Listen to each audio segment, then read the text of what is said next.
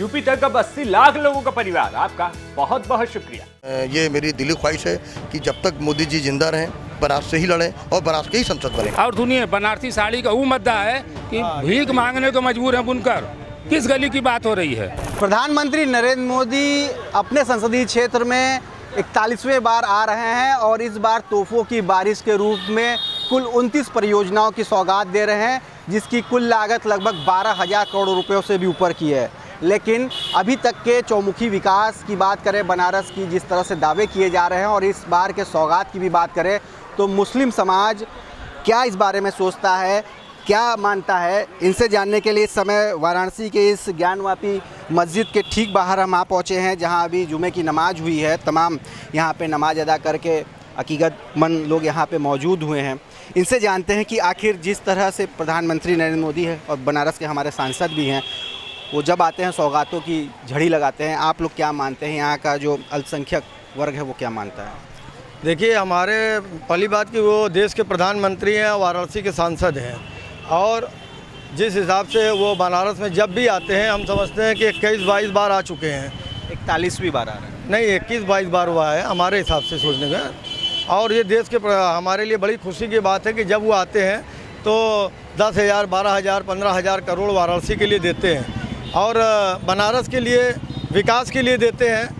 लेकिन हम उनके धन्यवाद देते हैं कि प्रधानमंत्री जी वाराणसी का विकास कर रहे हैं और सड़कों का विकास बहुत अच्छा हो रहा है। लेकिन आपके माध्यम से मैं कहना चाहता हूं प्रधानमंत्री जी से कि आप इतना रुपया देते हैं वाराणसी को।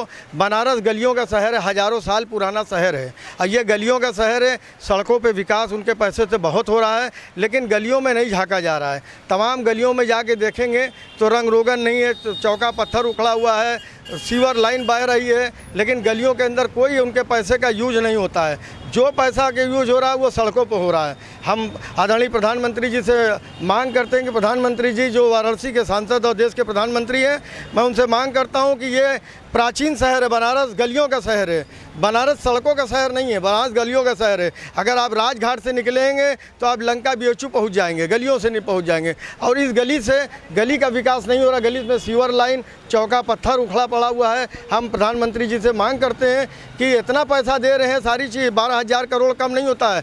जब जब वो आते हैं तब 1,000 करोड़ 12,000 करोड़ देते हैं। हम प्रधानमंत्री जी के धन्यवाद मुस्लिम समाज की तरफ से देते हैं कि उन्होंने बनारस के लिए, हम मुसलमान भी बहुत खुश हैं क्योंकि जो भी लगेगा हमारे ही शहर में पैसा लग रहा है ना। क्या मान रहे हैं? इनका जो कहना है कि जो विकास दिख रहा है वो सड़कों पे दिख रहा है, हाईवे पे दिख रहा है, ओवरब्रिज बन रही है और आरओबी बन रही है, लेकिन गलियां कहीं ना कहीं अछूती रह गई हैं और गलियों का शहर बनारस है। इनका कहना है कि जो विकास के दावे हैं सब तक नहीं पहुंच पाए। क्या सच्चाई है? अपना नाम पहले बताइए। मैं इरफान अहमद बोल रहा हूँ, और जो शकील भाई ने कहा है उसके अंदर सच्चाई है कि विकास तो वाकई हो रहा है, लेकिन गलियों का विकास जो जिस हिसाब से होना चाहिए उस हिसाब से नहीं हो रहा है। क्या जो विकास हो रहा है उसका कुछ फ़ायदा आप लोग तक मिल रहा है, उसका पहुंच रहा है? किस तरह के फ़ायदे कुछ गिनाइए। नहीं, फ़ायदा ये है कि भाई रोड पे जो हम लोग चलते थे, रोड पे चल नहीं पाते थे, आज हम लोग रोड पे चल रहे हैं, गाड़ी लेके जा रहे हैं। जैसे बाबतपुर जाना है तो हम लोग आधे घंटे में पहुंच जा रहे हैं, एयरपोर्ट जाना है तो आधे घंटे में पहुंच जा रहे हैं।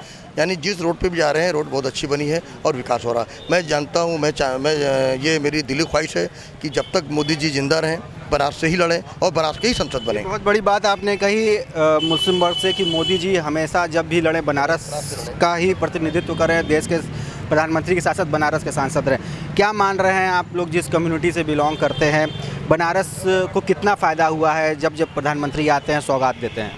पहले नाम। मेरा नाम ज़का यासीन है।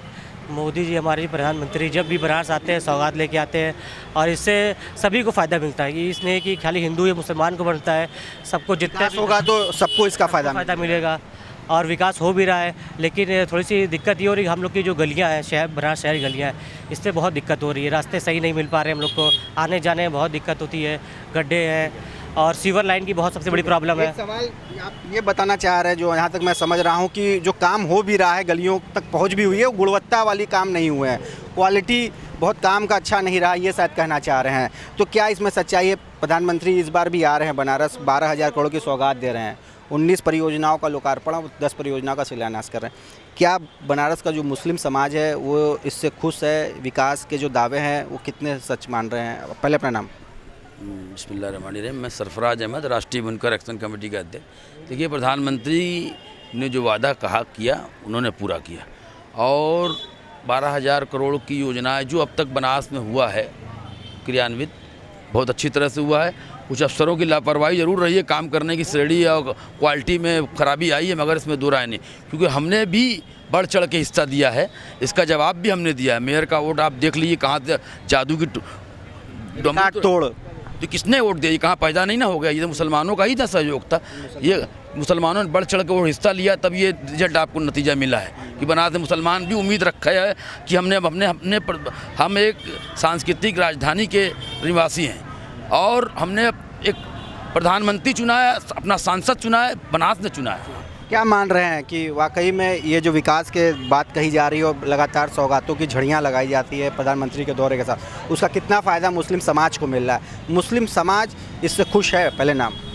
मैं मुख्तार अहमद अंसारी, ऑल इंडिया पसमानदा मुस्लिम महाज के मैं यूपी का उपाध्यक्ष हूँ और हम लोग मूलतः बनारस के हैं। जिस तरह के आज 2014 से मोदी जी यहाँ के सांसद हुए, उसके बाद देश के प्रधानमंत्री हुए, हम लोग की उतनी उम्र तो नहीं कि आज़ादी हम लोगों ने देखी, मगर अपने पूर्वजों से सुनते आए हैं आज़ादी के बाद से कोई प्रधानमंत्री इतना काम बनारस जिला में नहीं किया, किसी प्रधानमंत्री ने नहीं किया जो आज वर्तमान प्रधानमंत्री जनाब मोदी साहब कर रहे हैं। और देखिए कम बेसी विकास की बातें होती रहती हैं, आज पूरे शहर को, पूरे जिला को, पूरे प्रदेश को हर तरफ से जोड़ करके आप चल रहे हैं। हमें आपको क्या चाहिए? कल हम जहाँ 5 घंटे में पहुँचते थे, आज वहाँ 1.5 घंटे में हम लोग इलाहाबाद। बिजली, पानी, सड़क सब कुछ सुधार हुआ है? एक नंबर से चल रहा है सर, कौन कहता नहीं होता। हमारे साथ यहाँ पे काफ़ी बुजुर्ग लोग भी हैं, इनसे जानने की कोशिश करेंगे। बात कही जा रही है कि जिस तरह से विकास हुआ है प्रधानमंत्री, अब बड़ी बाजार से यहीं चले जाइए दाल मंडी में पैदल चला आइए, समझ में आ जाए कितना विकास हुआ है। विकास तो हम देख रहे हैं, विकास हुआ भी है, मगर एक तरफा विकास हुआ है। इसी मस्जिद के चारों तरफ कूड़ा पड़ा हुआ है, आप देख लीजिए, मस्जिद में जाइए, मस्जिद के चारों तरफ कूड़ा पड़ा हुआ है, एक आप उठा नहीं सकते। कुछ कमियां हैं? चलिए बताइए। हम कहे हमारे प्रधानमंत्री जी और यशस्वी हमारे योगी जी काम कर रहे हैं, बहुत ज़बरदस्त कर रहे हैं। कहीं ना कहीं एक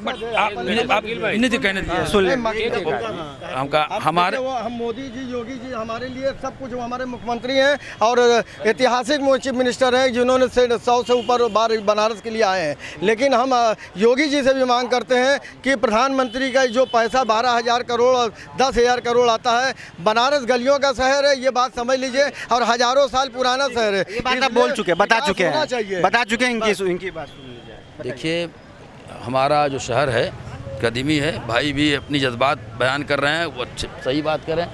मेरा कहने का तात्पर्य ये है कि इतनी बड़ी योजनाएं हो रही हैं, इतना बड़ा विकास का काम हो रहा है और मोर नाच रहा है, बड़ा झूम के नाच रहा, कहीं देख के पैर मुरझा जा रहा है, तो कहीं ना कहीं कुछ कमी है। तो एक बहुसंख्यक तबका के बाद दूसरा आता है माइनॉरिटी, वो भी उम्मीद लगाए रखा है। तो और अपने प्रधानमंत्री से जिसको हमने चुना है, हमारे सांसद हर क्या उम्मीद है जिस पे खरे नहीं उतर रहे हैं? क्या दिक्कत है? ये बात मत कहिए खरे नहीं उतर रहे हैं, इनका कहना है। नहीं प्रधानमंत्री इनकी बात से आप लोग इत्तेफाक नहीं, एक बार नहीं इत्तेफाक नहीं, इसलिए 101% नहीं, एक मिनट सुनिए, 101% बनारस के लिए किया उन्होंने, बस 101 की बात क्यों फिर हम क्यों पूछ रहे हैं? आपकी किस बात से माइनॉरिटी समाज तरस्त है, हम बता रहे हैं आपको। आज विद्युत व्यवस्था से तरस्त है, जो फ्लैट रेट से मुलायम सिंह ने दिया था 2006 में 60 रुपया पर किलोवाट, कहाँ आज है? आज आप 800 रुपया किलोवाट कर दिए। और सुनिए, बनारसी साड़ी का वो मुद्दा है कि भीख मांगने को मजबूर है बुनकर। किस गली की बात हो रही है? ऐसा मत करिए। महंगाई नहीं, बाजार ही नहीं चल रहा। देखिए विकास की बात है, हर चीज़ बहुत अच्छा चल रहा है। बिनकारी के लिए शहर जाना जाता है, बुनकर परेशान है। बुनकरों के लिए ये पूरे इंडिया का हब है बनारस, मगर साड़ी। 1 मिनट भैया, या तो आप बोलिए मैं बोल लूँ। बोलो ना यार। हाँ नहीं, मेरी बच्चे सुन लो ना, बोलो ना। बनारसी साड़ी का मुद्दा इतना है कि लेबर जो आज के दिहाड़ी मजदूर का 500 रुपया है, मगर बुनकर 150 से 200 रुपया काम करता है। अब माननीय मुख्यमंत्री जी ने जो बुनकर फ्लैट रेट वाला था उसको 2000 जो है 21 में निरस्त कर दिए थे। आज क्या हुआ, 60 रेट पे बिजली बुनकरों को नहीं मिल रही। रेट पे मिल रही है। कितना, 800 रुपया पर हाउस पावर। कहाँ से बुनकर देगा बताइए। अब बुनकरों का शहर मंदा अलग है। मंदा अलग है। जो 60 रुपया पर हाउस था वो 800 रुपया पर हाउस हो गया। ये तो बात सही कह रहे हैं, ये बात सही करना चाहिए, क्योंकि सिवाय मोदी जी कोई मदद नहीं कर सकता। एक बात तो सही कह रहे हैं कि बनारस बुनकरों से पहचाना जाता है, लेकिन बुनकर बदहाल है। बुनकर के उस वक्त खाने के लिए परेशानी है। ये बात तो सही कह रही है कि बुनकरों को जिस हिसाब से बिजली मिलती थी सारी चीज़ के पहले, वो अब नहीं मिल रहा, जिसकी वजह से बुनकर परेशान है। तो ये थे बनारस के मुस्लिम वर्ग के लोग, जिनका साफ कहना है कि बनारस में विकास तो हुआ है, लेकिन विकास का दायरा गलियों तक नहीं पहुंचा है। और जहां तक रोजी रोटी की बात है तो बनारस चूँकि बिनकारी के लिए, बुनकरों के लिए जाने जाने वाला शहर है, लेकिन इस विकास की बहती गंगा में कहीं ना कहीं जो बुनकर समाज है वो उससे अछूता है। इसलिए बुनकरों पर कुछ विशेष ध्यान देने की ज़रूरत है ताकि उनकी रोजी रोटी भी चल सके। रोशन जायसवाल, वाराणसी, यूपी तक।